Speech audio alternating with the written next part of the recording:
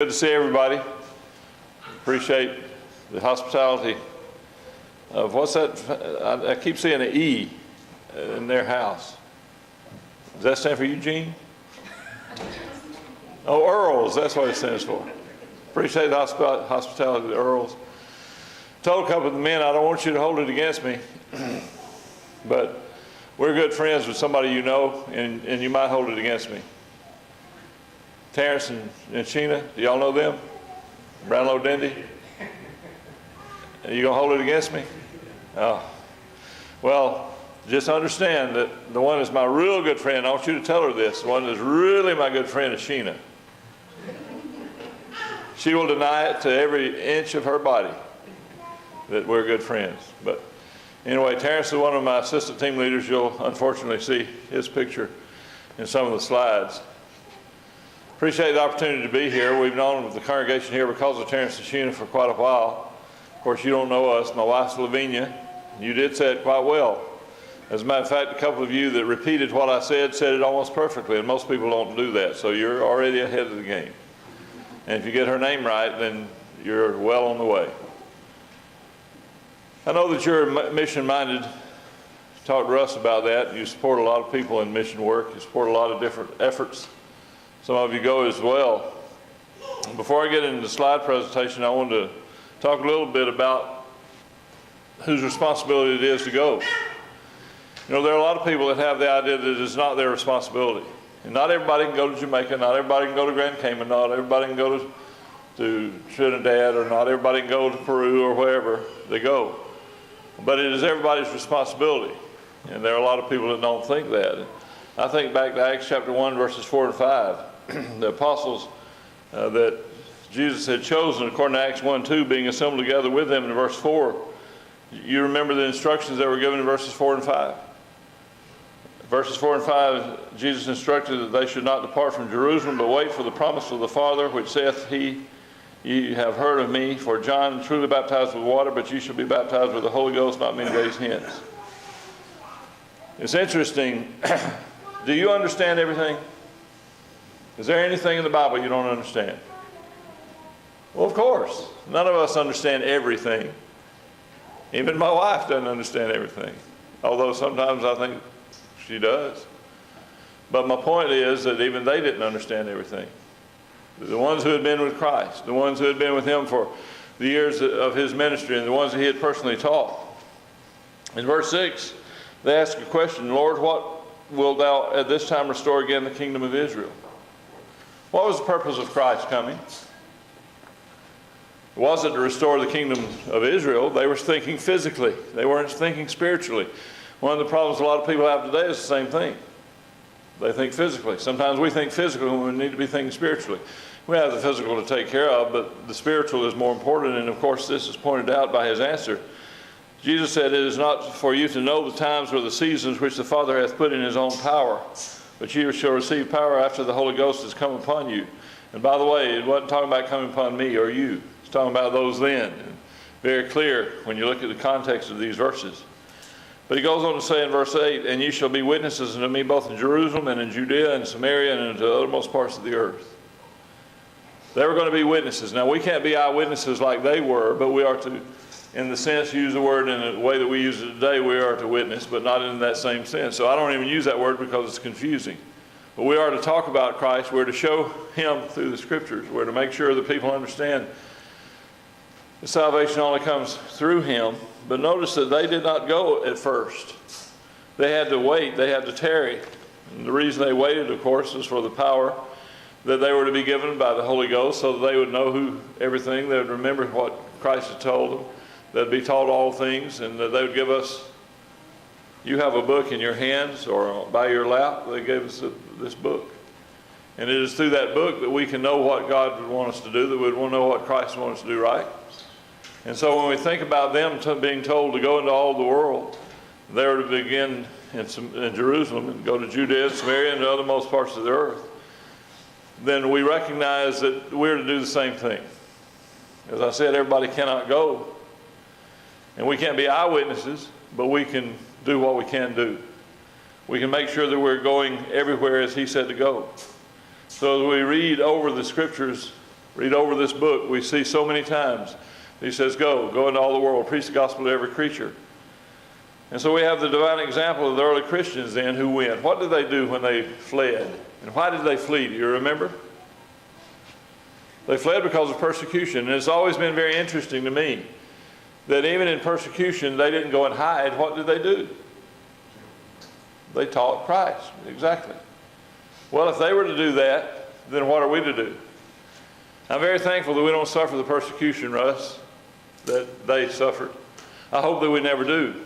I'm afraid that that may be coming if things don't change. But at the same time, we don't suffer as they. Do we go and teach as they did? Do we teach our neighbors? Our neighbors here in this country are just as important as the persons over in Jamaica, but I've had the opportunity to go to Jamaica now for about 33 years, and I enjoy it tremendously, and we've, I think, done a lot of good work. We've been able to go other places as well, but the point that I'm making simply is we see the responsibility of our going. Not everybody can go, but everybody must have a part. Well, Lavinia and I decided, that's been about 8 years ago, that we were going to give up located work and we were going to do full-time campaign work, and that's what this is about, Campaigns for Christ through World Missions. And we go, before this, I started going to Jamaica, like I said, about 30-something years ago. Could go only 2 weeks out of the year. We decided we needed to go more than just 2 weeks out of the year. So we gave up the located work. Having lived in a preacher's house all of our lives, all of my preaching life, we didn't have a house, we didn't have a salary, and so we stepped out on faith, and with the help of brethren such as yourself, we were able to get to the work off, and now we go several weeks a year in Jamaica as well as other places. Whoops. The flag of Jamaica, I did it too quick. See, you saw the flag, didn't you? It went real quick, but that was the flag of Jamaica. And Jamaica is a mainstay in our work because that's where I started. Don't know if you know some of the names I'll mention, but Barry and Melanie Hatcher are missionaries, and they're the ones that got me started. And it's very interesting when you think about Jamaica. It's a little island that is down south of us. It's not very far away. It's not as costly to go there as a lot of places. And Barry had been trying to get me to go for a number of years, probably 3 years, and I'd gone to college, and I'd gotten a degree in college, and I'd gone to Memphis School of Preaching, and I'd graduated from there, hardest school I've ever been to. And yet I still didn't have the confidence I could go. So I want to take a moment here to really encourage you to think about what you can do. Maybe you can't go to Jamaica, but you can go next door. Maybe you can't go to that neighbor because he won't listen to you, but there are other neighbors. And my point is simply this. We need to have confidence in ourselves. We need to have confidence that God knows what he meant when he said that we're to go. And if we know the truth, and we know the truth enough to obey the gospel, therefore become a member of the Lord's body, we know enough to teach others that. And so it is that we need to have confidence in ourselves. To me, I look back and it was somewhat of a shame on me that after doing the things that I'd done and accomplishing the things that I'd accomplished, that I didn't have enough confidence in myself or in the Word of God for me to take it. So it took someone like Barry, who had known me for a number of years, to encourage me and say, you can do it, you can do it, you can do it. So many times we're negative about things. Oh, you can't do that. Well, we can do a lot of things if we put our mind to it, and Barry did that. But anyway, started in Jamaica, and fast forward to January the 8th through the 29th, 2015, which is this year. We went to Montego Bay, Jamaica. We'd flown into Montego Bay many times, but had gone to other parts of the island. The year before, Lavinia and I had worked there, and we'd had a lot of response in regard to church growth seminar that I did. She taught the ladies and the children. They asked us back, and so then we went back in January, and we will return there for 2 to 3 weeks next January to continue the work with this congregation. This is a children's class. Lavinia teaches children everywhere we go. She teaches ladies' classes as well. And there's a great joy in that. I don't know what people are going to accept. I don't know what they're going to believe, but I know that we have the truth. And if we have the truth, they need to learn it. And children need to learn it when they're small. There's so many things pulling against them. But thankfully, she's able to teach them while I'm teaching the adults. She teaches the ladies as well. This is a ladies' class in January in Montego Bay. They have a wing on the church building that are classrooms in which they teach small children, and so that's where they have their ladies' class. And The ladies have requested her to do another series, so when we go back in January, she'll be doing a week of lessons for the ladies, and I'll be working with the preacher to do other things. But they need it as well as we do. This is in Sandy Bay. We work with a number of different congregations. Generally, our plan is that we go 2 years to one congregation and then go to another, because we have a number of congregations requesting that I take a team, and we'll talk about the team in a moment. You'll see some on there that you would recognize. But we also have worked with many congregations through the years by doing it that way. Sandy Bay is a congregation that we worked with a number of times, and it is a small congregation, but all of them basically are small. And a number of years ago, the little wooden building that they had on rented property was blown away by one of the hurricanes, and so we helped them to raise money to buy a piece of land, and now they have a nice building still working on, which helps them out a lot. This is in Old Harbor, Jamaica. This is good friends of ours, Winston and Dorothy Bembridge. And Winston, unfortunately, now has diabetes bad enough he has to be on a machine to filter his blood on a regular basis. He's very, very sick, so we anticipate that he won't live much longer, but we worked many, many hours with them on the island of Jamaica. The summary of our January trip: I preached 6 times and taught 6 Bible classes. Lavinia taught 8 ladies' classes and 5 children's classes. We visited 4 different congregations. Benevolent help was given to 5 families, mostly for medical needs. It's a very, very poor nation. They're the people that either have it or they don't, very small middle class. And so oftentimes our brethren just don't have the money. We don't have it here either, but it's a big difference, because generally there are ways of getting help here. Very few ways of getting help there. They even say that the medical costs are free, but they're really not. To give you an example, a person who has to get medication for someone in the family has to go generally 2 or 3 o'clock in the morning and wait in line if they're going to get it anytime soon. And then they'll end up waiting most of the day even to get it then. So, and the cost is very high. We took Montego Bay 1,500 tracts. The congregation in Independence, 39th Street congregation in Independence, which you're probably familiar with, assist us in doing our work in Jamaica. And one of the ways they assist us is letting us use their printing presses. We do all of our study books there, but also they furnish tracts and they'll send them all over the world. So we took 1,500 of them to start off with. We gave printed sermons and lessons, Bible class visual aids to 6 people.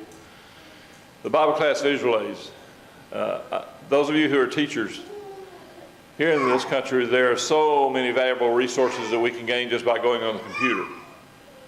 Going down to the business supply, they have a hard time getting materials. So what Lavinia does is she puts together what she teaches, and then she makes copies of them, and then she gives them to ladies who are willing to teach the classes there. And that's the visual aids that we're talking about.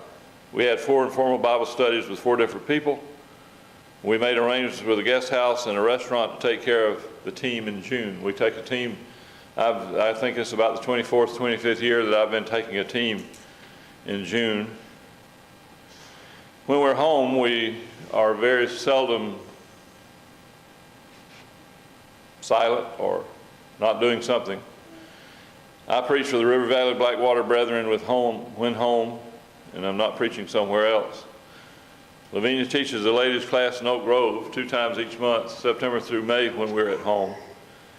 Lavinia does a lot, as you'll see. Lavinia, along with Jana Sattler, which is one of the members there at Oak Grove, coordinated the Oak Grove VBS even though we were in Jamaica when it took place. They decorated the rooms and bulletin boards. They planned and prepared craft projects. They organized the teachers' classes. And then Lavinia also teaches ladies incarcerated in the Lafayette County Jail if she's able. Brethren in Higginsville, Missouri didn't have that work, and so she helps there. The way she is, sometimes I wondered they let her out, but they've let her out thus far, and so maybe they still will. And so then we returned to Jamaica, June the 1st, 2015. You notice anybody on the team? Anybody you recognize? I'm sure you do. Of course, Terrence and Sheena, as I've mentioned, have been going for years. Terrence is one of my assistant team leaders.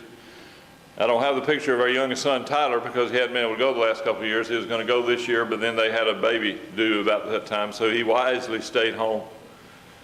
But he was planning on going back next year. And I've had some health problems recently that caused me to think about that eventually I'm going to have to quit the work, or at least the leadership of the work. There'll come a time when I probably will need to. Don't have any date set or anything. I'm going to do the work as long as I can. But Terrence and Tyler, our youngest son, has indicated that they would be interested in being part of the leadership team. They already are. Terrence already is, but then Tyler will begin being an assistant team leader this year.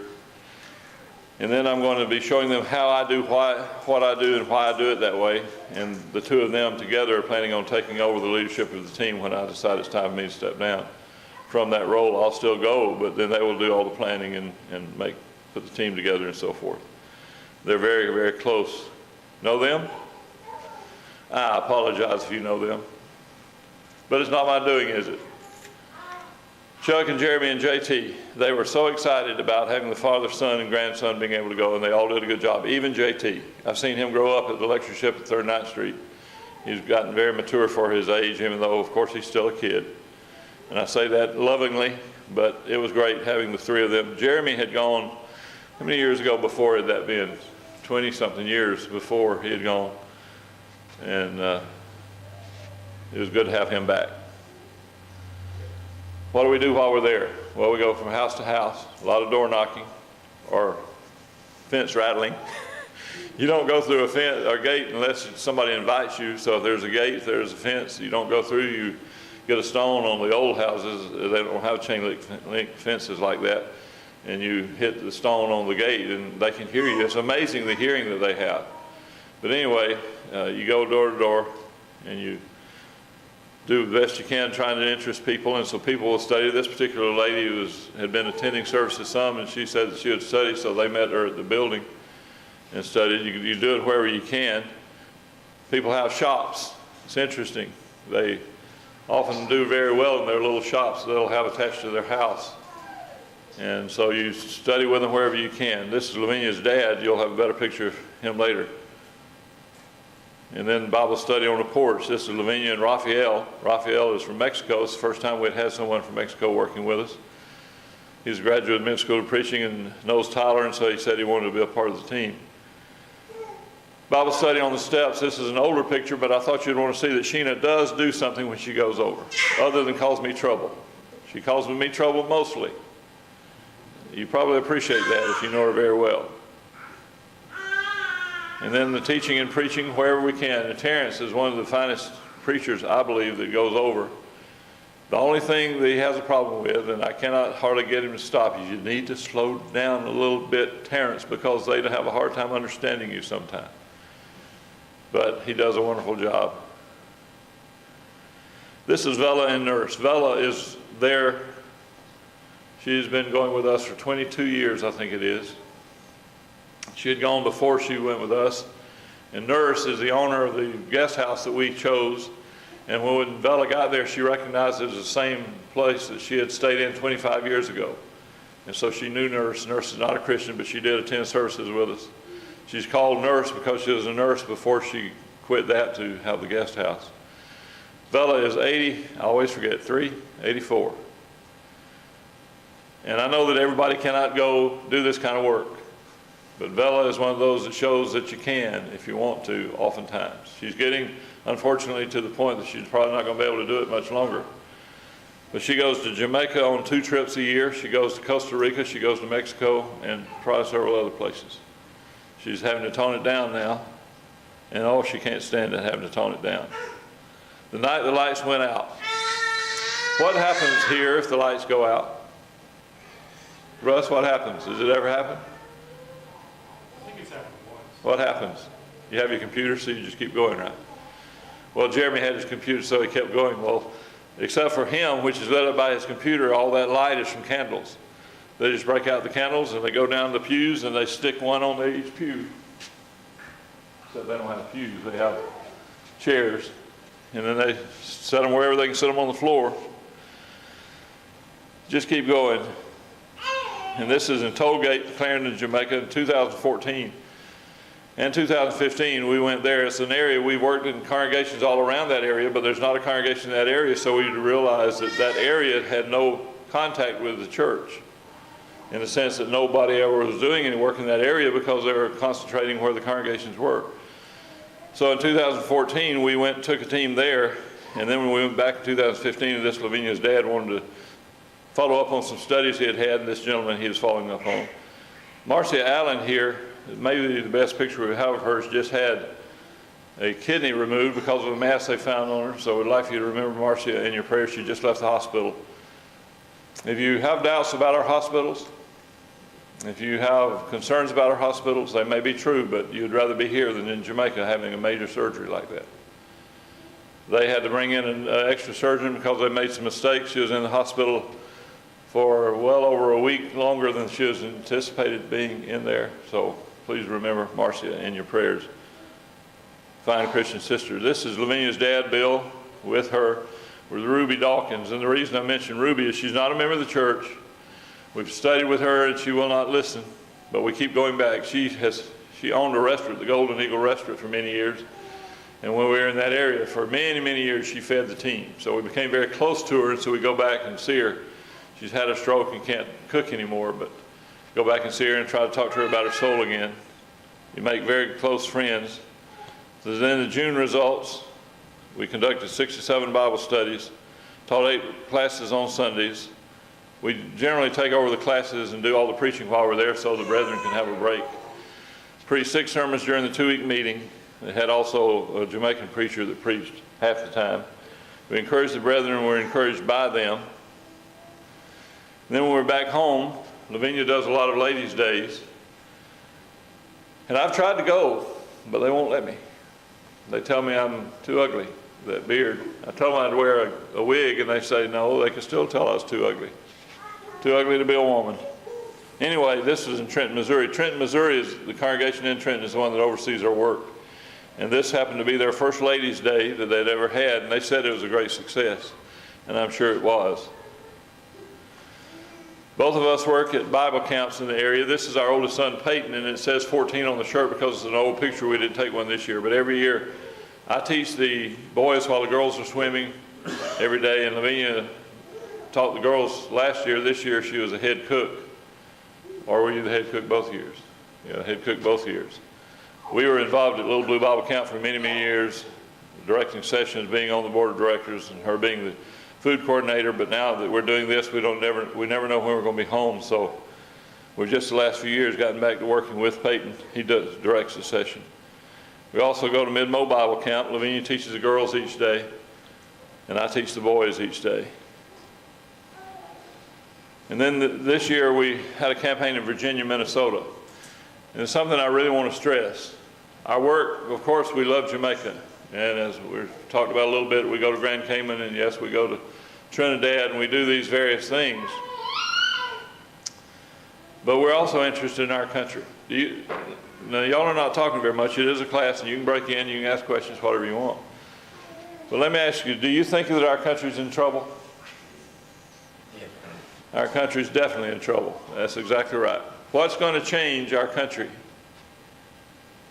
Some people say, well, there's no possibility of change. Nothing can be done. I deny that. What can change our country back to where closer to God? I'll put it that way. Sorry? I didn't understand. Positive. Well, the positive words, positive thoughts, positive actions from who? The church. From the church, which means who? Me. Us. Each of us, that's right. I get so tired of hearing my brethren say, never going to get any better. If I believe that, I'd quit preaching. If I believe that, I wouldn't go to Jamaica, any of these places. What changes any country? What has the potential to change any country? The gospel. So I say all that to say this. We're willing to go anywhere, work with any brethren here in this country to help develop a campaign or to have a church growth seminar or whatever that will encourage and challenge us to do better. I'm sure you do, but you remember when God sent the angels and they were going to Sodom and Gomorrah and they were going to destroy Sodom and Gomorrah. Do you remember Abraham's response? What did he say? He named the numbers and then he went down the ladder. Went down the ladder. If there's this many people, will you spare the city? Yes, I'll spare the city. Yes, I'll spare the city. Yes, I'll spare the city. But they couldn't be found. Are there more than 10,000? And I'm just throwing that number out. Are there more than 10,000 faithful Christians today? I don't know the numbers in the church, but surely there are more than 10,000. In other words, there are a lot more faithful Christians today than there were people that were good people in Sodom and Gomorrah. Well, I don't know God's mind. I know it only through this book. And he's not spoken about the United States at all anyway, but the fact of the matter is, he could have decided some things that I don't know about. If he's done that, then there's nothing I can do about what he's decided. But I believe that I, as a Christian, can influence his mind. I believe that I can help our country get better. I believe you can help our country get better. I say all that again to say that the brethren in Virginia and Minnesota, a very small congregation, wanted to have a campaign. This is in 2014 at the church building. For so long, Ed and his wife, Diane Clark, had the congregation meeting in their basement. Finally, they were able to find this little building, and they were able to buy it, and they were able to do the work that was needed. It was kind of interesting because the denomination that owned it were trying to get rid of it because they thought it was about to fall down. But once they took a chance and bought it, it wasn't, the structural damage was not there. Very little structural damage, it was all on the surface. So they had to spend some money, but not a lot. But anyway, they have this nice little building. We were supposed to have the campaign in 2014, but we couldn't get enough people to be on the team. They wanted 20 to 24. It ended up they didn't need that many. They postponed it until 2015. This is the congregation. So a very small congregation in Virginia.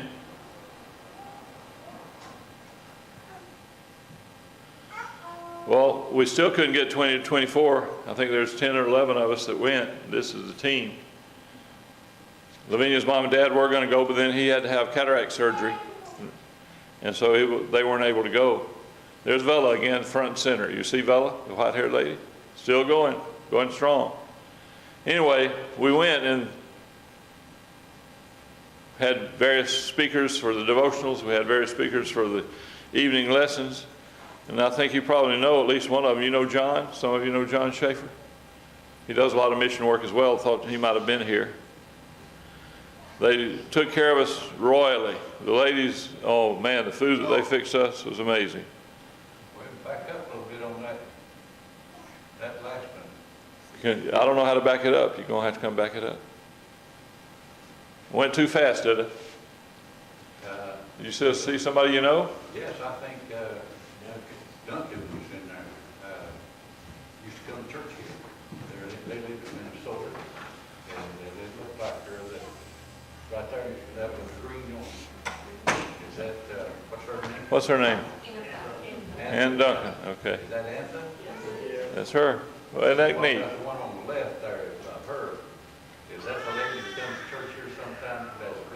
That's Cynthia's mom. Look at there. All these people you know, and yet they're... All right. That's neat. Appreciate that. Appreciate it, Russ. You know, Russ, y'all need to be thankful somebody knows how to push these buttons, because I know how to do that, and that's about it. So they fed us every day, did a wonderful, wonderful job. Of course, Ed had mapped out the community and was trying to keep everything straight so we'd cover all the area. This is a very important picture. You notice what it says, 3,800 homes. Before we went, basically Jack Williams, one of the elders of Third Ninth Street Congregation of Independence, had printed 3,800 tracts, because that's what the post office said, there were 3,800 homes. And so we pre-mailed 3,800 tracts to the community. And then we went with just us and a few of them, so 11 or 12 of us and a few of them, covered those 3,800 homes again, knocking every door. Now, a lot of people weren't home, so we left tracts and other information on the door. What good did it do? Did a wonderful good. Did anybody obey the gospel? No. Will they? I don't know. Some people say, well, then you didn't have any success. We had great success. We covered 3,800 homes twice, plus extra, because they had other tracts that we gave out as well. Why did I say it the way I do? Anybody have any idea? I say it the way I do because there are people that are so silly in their thinking. I'm talking about members of the church, and I hope you're not that way, and if you are, I apologize for calling you silly, but you're silly if you think that way. It is our responsibility to spread the gospel. We cannot make anybody to accept it. We cannot, whatever. It's our job to teach it. If we've taught it, we've had success. If we left tracts on the door, we've had success. If they got it in the mail and they threw it in the trash, we still had success because we've done our part. And so it's just a wonderful, wonderful thing. And so if there's any way, anytime we can help the congregation here, we'll be more than glad to do that. Got back home, and the Little Blue Bible Camp has a ladies' retreat every year. Lavinia is one of the ones who, as you can tell, she stays busy. She's the one that coordinates that.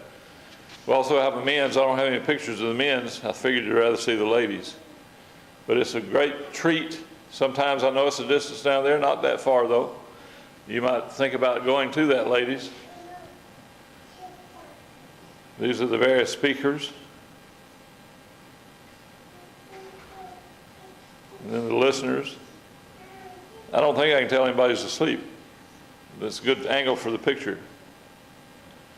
And then our plans for 2016. What time do I need to quit, Russ? In about 15 minutes. Okay, I'll probably finish before then. Have time for questions if you have them. We go back to Jamaica in January. Take the Jamaica team in June. We're putting that team together, by the way. If any of you are interested in going, we'd like Russ to go, but he has his mind on other places. And then I think about it with Chuck and Jeremy and JT. Man, that's pretty rough. Put Russ with him, I don't know if I can handle it. So it may be good that he's going elsewhere. We'd like for him to go. I'd like for Lisa to go too, but anyway, we'll see. Now that would be rough, wouldn't it? Lisa and her daddy together? But anyway, somebody wants to go, by the way, everybody has to fill out a questionnaire. You have to fill out a questionnaire simply because we want to make sure that we don't have to fight battles with one another when we're there. We want to know what people believe. It's by invitation only. It has to be based upon that invitation or that questionnaire and other knowledge. Then we go to Grand Cayman. East End congregation is a congregation that's a couple of years ago, with the help of the brethren in the other two congregations on the island, we helped start that congregation. We worked with them for months. Well, they now have a preacher, a young man and his wife that are working there full time. They're going to be on furlough. And so they've already asked us if we could come and do the preaching and teaching while they're gone in July and August. So we're looking forward to that. Lavinia will do a teacher's workshop for the ladies of all three congregations while we're on the island. There's a West Bay congregation, Georgetown congregation, East End congregation, and so she'll be working with all the ladies and helping them to have some ideas they don't have. And then Trinidad and Tobago, we've been able to work there twice, and we're hoping to go back. We didn't go back this year because I had to have knee surgery and decided I wasn't going to go anywhere else until I had it. And that's finally getting better. The Turks and Caicos Islands, we've been asked to go there. Money has caused us not to go there, but they would like for us to go. Actually, the brethren on the Turks and Caicos Islands are not the ones that asked us, but there's a family that we'd worked with in Jamaica that used to live there, and I did my church growth seminar, and he said they need that in Turks and Caicos, and so they'd like for us to go there, and then he would go and help us when we can go. It's just not come to fruition, again, because of money. There's possible work in England for the first time. We've met some brethren who were in the military that have gotten out, and they talk about some congregations really needing some help over there. The liberal congregations have kind of taken over, but there are several congregations that are still sound, that are striving to be sound, but they need help. And so we're looking at the possibility of going there. But unfortunately, this comes to the part that I don't like to talk about, but it's necessary. There are needs. You have any needs? You want to get up here and talk about them? Too bad. I get to talk about ours. But there are needs. Prayers and encouragement always. Financial help. There's the part I don't like to talk about, but it's necessary.